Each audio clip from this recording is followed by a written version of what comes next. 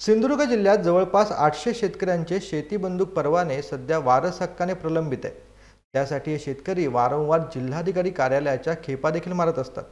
परंतु या आधीच्या जिल्हाधिकारी के मंजुलक्ष्मी आणि आत्ताचे जिल्हाधिकारी तावडे या दोघांनी शेतकऱ्यांना वाऱ्यावरती सोडून जे धनरानगे आहेत त्यातील एक तलाठी बीड येथील असून तो जिल्हाधिकारी यांच्या जवळच आहे, तर दुसरा ठाण्यात राहतो।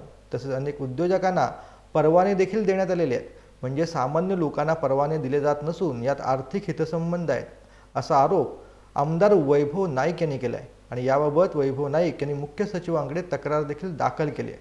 पाहूयात या संदर्भात आमदार वैभव नाईक नेमकं काय म्हणालेत। सिंधुदुर्ग जिल्ह्यामध्ये जवळजवळ 800 शेतकरी शेती संरक्षण बंदुकीचे लायसन्स वारस हक्काने प्रलंबित आहेत आणि त्यासाठी हे शेतकरी वारंवार जिल्हाधिकारी कार्यालयाचे ठेके मारत असतात।